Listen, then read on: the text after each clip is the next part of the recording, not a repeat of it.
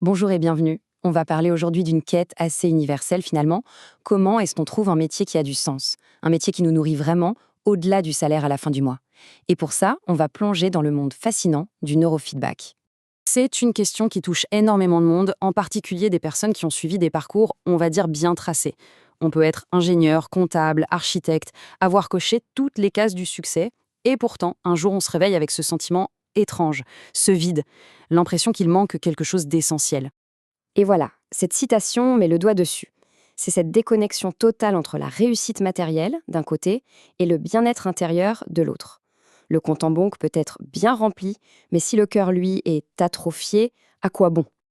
Alors, ça veut dire quoi, au juste, une carrière avec du cœur? Qu'est-ce que ça implique de mettre le sens au centre de tout? Regardons ça de plus près. D'un côté, on a le chemin classique, un salaire souvent élevé, mais qui, à la longue, peut mener à l'épuisement, au fameux burn-out, parce qu'il n'y a pas de sens profond. Et de l'autre, un chemin différent. On parle d'un salaire correct, juste, mais surtout d'un but, d'une mission qui mène à l'épanouissement. Le but du jeu, ici, ce n'est pas de devenir millionnaire, mais de bien gagner sa vie tout en se sentant utile. Et c'est là qu'on touche au cœur du sujet. Franchement, comment chiffrer un moment comme celui-là? Ces transformations humaines qu'on facilite, ces doses d'amour, comme certains disent, c'est ça la véritable paix. La vraie richesse, elle est là. On va aborder maintenant un aspect vraiment unique de cette profession. Parce que, soyons honnêtes, dans les métiers d'aide, le risque d'épuisement est énorme. Mais le neurofeedback, eh bien, il apporte une solution assez incroyable à ce problème. C'est une triste réalité, mais elle est bien connue. Les psys, les thérapeutes, après des années à écouter et absorber les souffrances des autres, beaucoup se sentent complètement vidés, rincés. C'est presque une fatalité du métier. Il faut bien comprendre le rôle ici. Le formateur en neurofeedback n'est pas un thérapeute qui va analyser le passé. C'est plutôt un coach, un guide.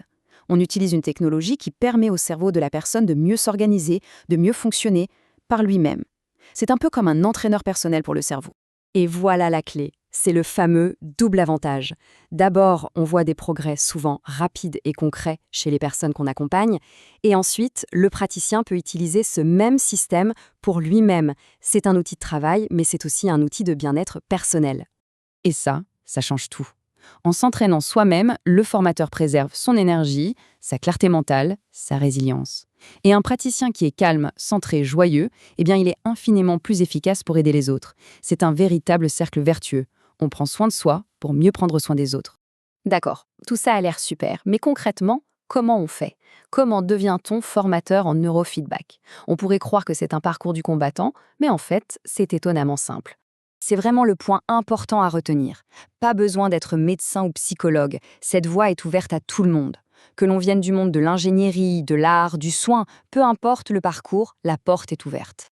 Le processus est très clair. Ça commence par une formation de base, intensive, sur 2 jours, qui donne la certification.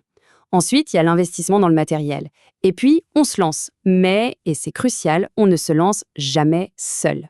Forcément, la question du coût se pose. Il faut compter un budget global d'environ 10 000 euros. Ça comprend le système, la formation, tout.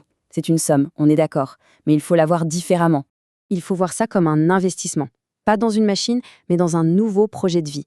Et ce qui est très encourageant, c'est que la plupart des praticiens arrivent à rentabiliser cette mise de départ dès la première année d'exercice.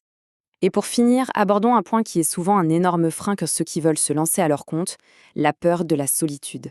C'est la grande angoisse de l'indépendant, non? Être seul dans son bureau, seul avec ses doutes, ses questions.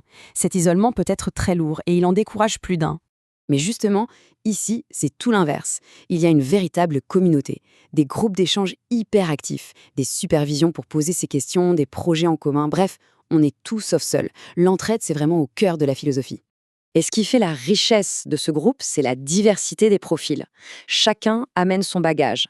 Le médecin va apporter son éclairage, l'orthophoniste le sien, l'ancien ingénieur le sien. Les savoirs se croisent, s'enrichissent mutuellement. C'est une intelligence collective qui est juste immense.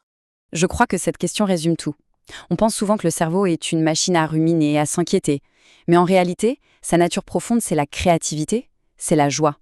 Alors imaginez un métier dont le but est simplement d'aider les gens à se reconnecter à ça, à leur propre joie. N'est-ce pas la plus belle des missions?